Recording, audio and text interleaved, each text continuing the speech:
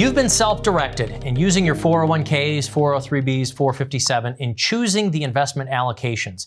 But when you get to retirement, when do you change those investment allocations in your retirement savings accounts?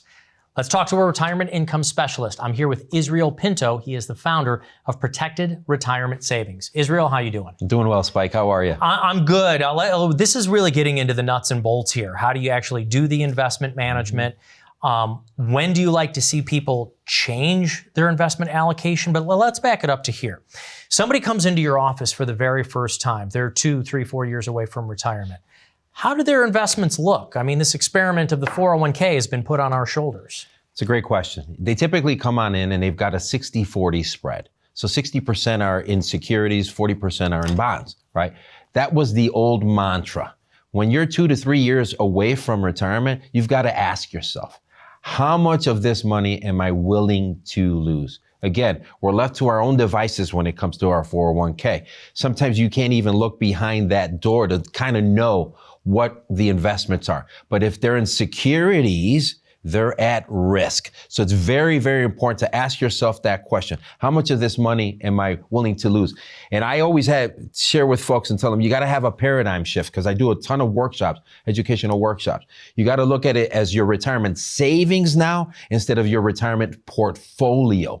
Because again, you're so much closer to retirement. And when we're shifting, of course, to retirement, we're in a different mindset, or we need to teach people to be in a different mind. This is more about preservation and creating that income stream. And the problem is we see the growth in those retirement accounts. And I think sometimes people forget you're getting that match from your employer. You are buying in your dollar cost averaging. So you're like, look at the great returns. It's not as much about returns once we get to retirement, is it? Absolutely not. That's a great point. It's actually about income. And how much income can I take from this particular account, right? So most of the accounts that we do have are qualified accounts. About 94% of all accounts are qualified. So if you're looking at that money, now you've got to pay taxes on the back end. So that really takes a big chunk of that income. So you've got market risk, you've got taxes, right? You've got pretty much a ticking time bomb. So you really got to sit down, look yourself in the mirror and say, hey, how much of this money am I willing to lose? How will that impact my lifestyle in retirement? Well, you creaked open the door, so now I'm going to kick it open. You just said taxes. Explain to me this, because that was kind of the carrot and the stick. We were told if we put money into a 401k, we get to subtract that from our income that year, right? We were like, oh, okay, we're in a lower tax bracket. But we're going to have to pay those taxes when we start taking that money out. Do you think taxes are going to go down in the next few years? That's the $1 trillion question. I ask that question of everybody that comes to my workshop. Do you think taxes are going to go down? Nobody raises their hands. Do you think taxes are going to stay the same? Nobody. When I ask, do you think taxes are going to go up? They raise their hand. And in theory, the 401k initially made a lot of sense. We're going to get better growth on that money because we're getting more percentage on more money. The originator of the 401k, his name is Ted Benna. Ted Benna has a unique approach and look at 401ks today. He understood the power that they had initially, but now that's something that he would not put his money in at this day in time, right? So again, if we're looking at the back end, we're at the highest tax bracket of our lives. So let's look at simple math. Would you rather pay less taxes when you have less of an amount, when taxes are on sale, because we're in the lowest tax bracket in our country's history, or would you rather pay at a higher tax bracket when you have a bigger amount?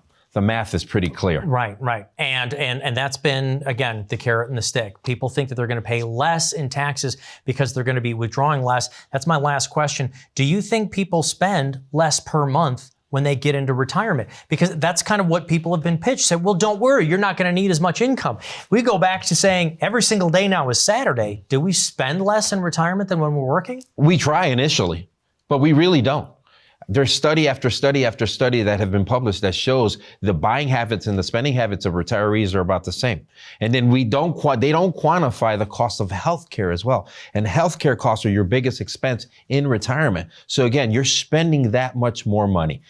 When you come into my office, we do a retirement scorecard, right? And we use strategies called a volatility buffer. And then if you come into the office, we'll explain that to you. But again, knowing what you're gonna spend, knowing what that budget should be, should keep you on track. And finally, I share this with most of my clients. We're not gonna change your lifestyle that much. We're going to put a plan in place because we understand human nature and human behavior. And we're going to keep you where you want to be kept as far as lifestyle is concerned. All right, Israel, thank you very much. It's a difficult concept to try to figure out when do you change your asset allocations for retirement. You don't want to do this by yourself. You can sit down with somebody who does these kinds of plans every single day in their offices. Talk with a retirement income specialist. You can do that right here with Israel Pinto. He's the founder of Protected Retirement Savings.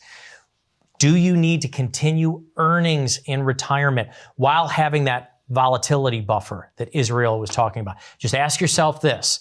The next time you go to Wrigley or Comiskey, has that price of that bratwurst gone down or up? You need to get your retirement scorecard. Call Israel Pinto here, the founder of Protected Retirement Savings.